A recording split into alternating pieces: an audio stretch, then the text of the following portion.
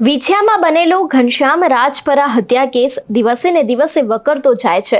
એટલું જ નહીં, હવે કોળી સમાજના આગેવાનો પણ લડી લેવાના મૂડમાં છે અને 9 તારીખે એક મહાસંમેલનનું આયોજન પણ કરવામાં આવ્યું છે, જેમાં અનેક કોળી સમાજના લોકો ઉપસ્થિત રહેવાના છે। પરંતુ હવે કોળી સમાજની મહિલાઓ છે તે પણ મેદાન આવી છે અને તેમના દ્વારા પણ અનેક મોટા ખુલાસા કરવામાં આવ્યા છે। શું છે સમગ્ર વિગતો અને કઈ મહિલા મેદાન આવી છે તે દરેક વાત કરીશું આજના વિડીયોમાં। નમસ્કાર, હું હંસિની અને તમે જોઈ રહ્યા છો નિર્ભય ન્યૂઝ। જ્યારથી કોળી સમાજના લોકો ઉપર ખોટી રીતે કેસ કરીને તે લોકોની ધરપકડ કરવામાં આવી હતી, ત્યારથી જ કોળી સમાજના દરેક લોકો મેદાન આવ્યા હતા। એટલું જ નહીં, હવે તો કોળી સમાજના લોકો દ્વારા પોલીસ ઉપર સામે ફરિયાદ કરવામાં આવી છે। પરંતુ હવે કોળી સમાજનો જે મહિલા મોરચો છે તે પણ અત્યારે હાલ એક્શન મોડમાં જોવા મળી રહ્યો છે અને આ જ વિષયને લઈને ઠાકોર કોળી એકતા મિશનના કન્વીનર જ્યોતિબેન રાઠોડ છે તે પણ હવે મેદાન આવ્યા છે અને તેમના દ્વારા પણ અનેક એવા મોટા ખુલાસા કરવામાં આવ્યા છે। સૌથી પહેલા તો તેમને સાંભળીએ કે તે આ વિષયને લઈને શું કહી રહ્યા છે। નમસ્કાર, હું જ્યોતિબેન રાઠોડ, ઠાકોર કોળી એકતા મિશન કન્વીનર।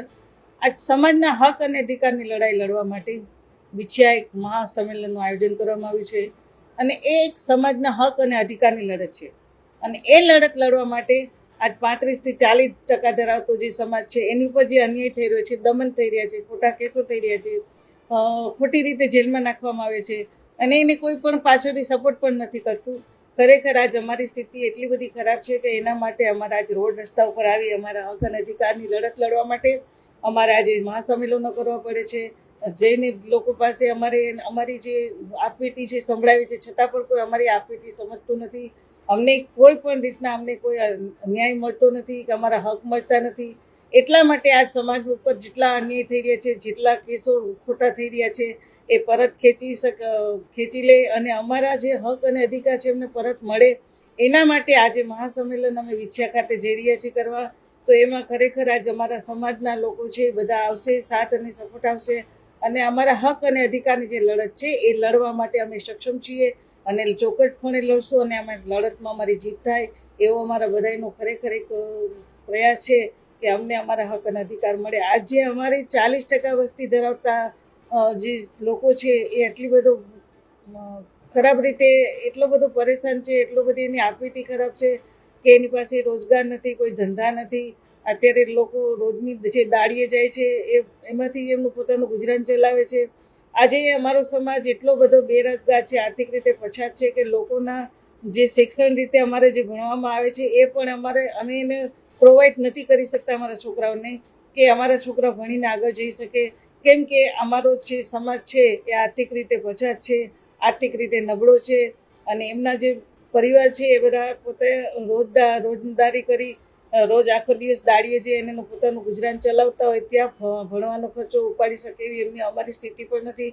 એટલે જ જે સમાજના અમારા હક અને અધિકાર છે એની લડત લડવા માટે અમારા જે મુદ્દાઓ લઈને આવ્યા છે એ મુદ્દાઓની સરકાર અમારા તરફથી એક્સેપ્ટ કરે, અમારો હક અને અધિકાર છે એમને મળે, એના માટે જ આવી છે મહાસંમેલન કરવા જઈ રહ્યા છીએ।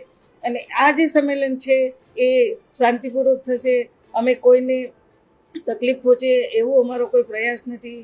બસ અમારા હક અને અધિકારની લડત છે, અમે શાંતિથી અને અમે કોઈ ખરાબ રીતે કોઈને તકલીફ પહોંચે, કોઈ સરકારી પ્રોપર્ટી એ અમે કંઈ કરવા માંગતા નથી। અમે ખાલી બસ અમારા હક અને અધિકારની લડત એટલા માટે આ સંમેલન દ્વારા જાહેર કરવામાં આવે છે કે સમાજને પણ ખબર પડે કે અમે ક્યાં પાછા છીએ, શેના માટે પછાત છીએ, કઈ રીતે પછાત છીએ અને અમારે કઈ રીતે આગળ આવવું એના અમને માર્ગદર્શન હેઠળ આ જે સંમેલન થવા જઈ રહ્યું છે એમાં અમારા હક અધિકારની જે લડતો છે કઈ રીતે લડવી, અમને ક્યાં હક ક્યારે મળશે, એના માટે જે અમે બધું આ કરીએ છીએ એ સમાજના હક અને હિત માટે કરીએ છીએ। તો બસ અમને આમાં અમારો હક અને અધિકાર મળી જાય, બસ અમારે બીજું કંઈ નહીં।